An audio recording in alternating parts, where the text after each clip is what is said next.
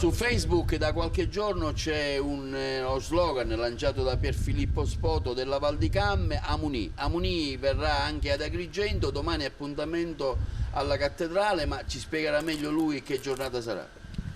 Allora, Gigante Amunì è un evento che stiamo spingendo da qualche mese, vuole essere un segnale alla città e a congiungere in un'unica giornata quello che è il centro storico, la valle e la Colimpete, un po' quello che secondo me è mancato in questi anni, e quindi l'idea è di raccontare un Agrigento che non sia solo valle. Quale sarà il suo ruolo?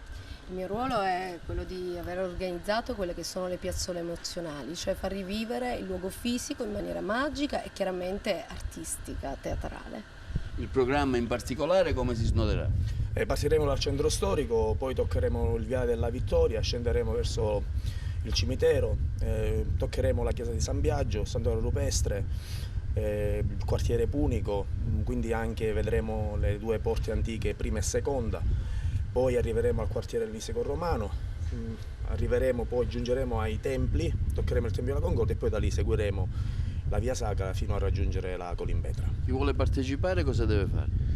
Allora, già da qualche giorno sono in vendita i biglietti in 3 punti vendita di cui se ne parla anche sulla pagina di cui facevo cenno su Facebook, oppure chi arriverà da fuori domani mattina alla cattedrale può benissimo acquistare il biglietto.